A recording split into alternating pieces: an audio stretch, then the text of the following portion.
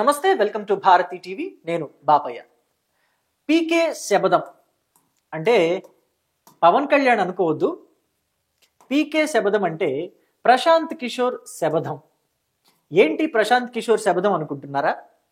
రేవంత్ రెడ్డిని 2028 ఎలక్షన్లలో ఖచ్చితంగా ఓడిస్తా, బస్తీ మే సవాల్, తొడగొట్టి చెబుతున్నా అన్న ఒక రేంజ్లో రెచ్చిపోయి శబదం చేశాడు.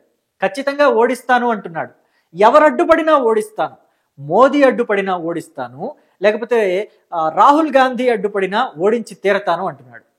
రేవంత్ రెడ్డి బీజేపీలో మొదలుపెట్టాడు, టీడీపీలోకి వెళ్ళాడు, కాంగ్రెస్లోకి వచ్చాడు. సీఎం అవ్వడానికి ఎంత కష్టపడ్డాడో నాకు తెలుసు. కానీ 2028 ఎలక్షన్లలో తెలంగాణలో జరిగే శాసనసభ ఎన్నికలలో రేవంత్ రెడ్డిని ఓడించి తీరతాను అని అంటున్నాడు పీకే. రేవంత్ రెడ్డిని ప్రశాంత్ కిషోర్ ఎందుకింత వ్యతిరేకిస్తున్నాడు? ప్రశాంత్ కిషోర్ రేవంత్ రెడ్డిని ఎదిరించడానికి, అంటే అసలు బగ్గుమని మండిపడ్డానికి కారణాలు ఏమై ఉంటాయి అనుకుంటున్నారు? ఈ మధ్య రేవంత్ రెడ్డి బీహార్ ఎన్నికలకు సంబంధించి, ఏవైతే బీహార్లో ఎన్నికలు జరగబోతున్నాయో ఆ ఎలక్షన్ క్యాంపెయిన్కి వెళ్ళాడు. ఎలక్షన్ క్యాంపెయిన్కి వెళ్ళినప్పుడు ఒక కీలకమైన వ్యాఖ్య చేశాడు. అదేంటంటే బీహార్ వాళ్ళ డిఎన్ఏ తెలంగాణ డిఎన్ఏ కన్నా తక్కువ అని. బీహార్ డిఎన్ఏ తెలంగాణ డిఎన్ఏ కన్నా తక్కువ అని ఆయన అన్న కాంటెస్ట్ వేరు. కానీ ఇక్కడ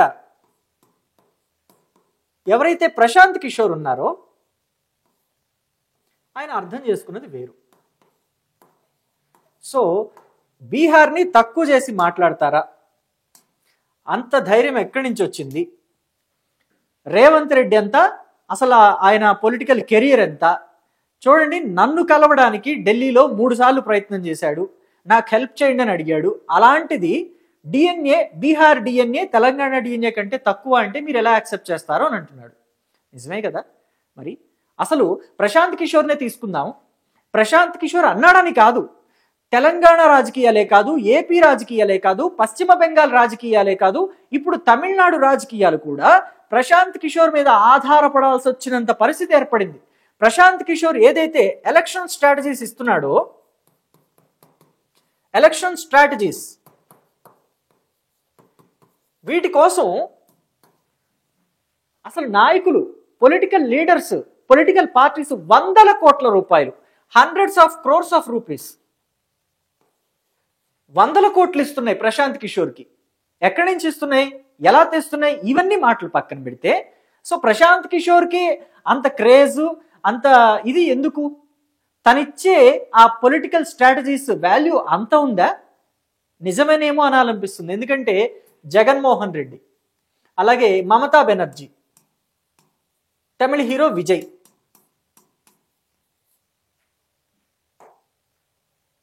సో ఒకప్పుడు ఇదే ప్రశాంత్ కిషోర్కి సంబంధించి టీం అంతా కూడా జగన్మోహన్ రెడ్డికి వర్క్ చేసినప్పుడు జగన్మోహన్ రెడ్డికి ఎలాంటి ఐడియాస్ ఇచ్చాడు, జగన్మోహన్ రెడ్డి ఎలా సీఎం అయ్యాడు అన్నది మన కళ్ళారా చూసాం.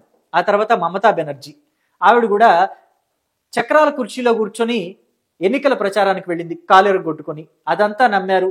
అక్కడ కూడా లాస్ట్ టైం జగన్మోహన్ రెడ్డి కోడికత్తిని నమ్మారు, జనం అంతా ఓట్లేశారు.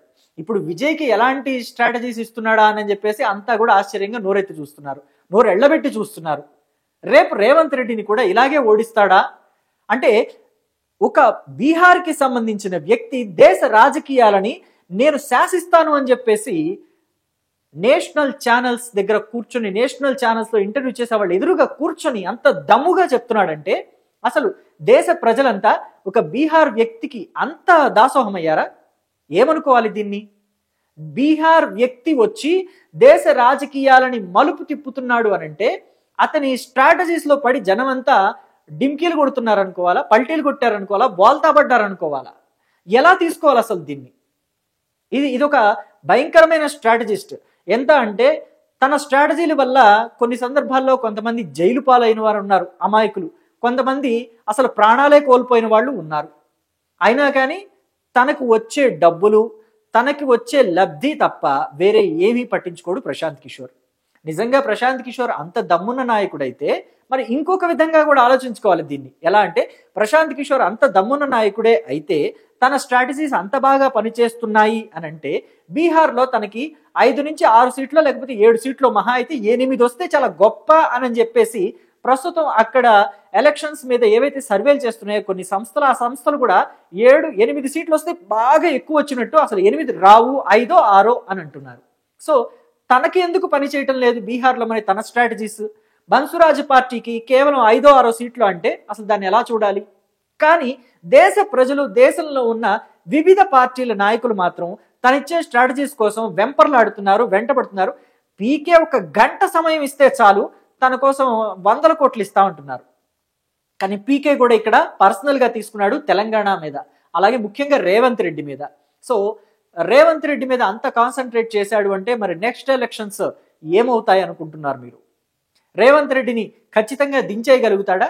ఈసారి కూడా తెలంగాణ ప్రజలు అంటే దేశంలోని వివిధ ప్రాంతాల ప్రజలు అయితే బోల్తా పడ్డారు పీకే స్ట్రాటజీస్కి.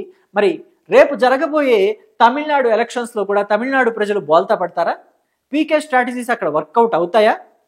విజయ్ని సీఎం పీఠం మీద కూర్చోబెట్టగలుగుతాడా ప్రశాంత్ కిషోర్? స్టాలిన్ని ఓడిస్తాడా తన స్ట్రాటజీస్ తోటి? అలాగే ఇక్కడ తెలంగాణలో రేవంత్ రెడ్డిని గద్దె దించి కేసీఆర్నో లేకపోతే బీజేపీ నుంచి ఎవరినైనా కూర్చోబెట్టే అవకాశం ఉంటుందా? తెలంగాణలో పీకే స్ట్రాటజీస్ ఫలిస్తాయి అనుకుంటున్నారా 2028లో? మీ అభిప్రాయాల్ని కామెంట్ రూపంలో తెలియచేయండి. Thank you.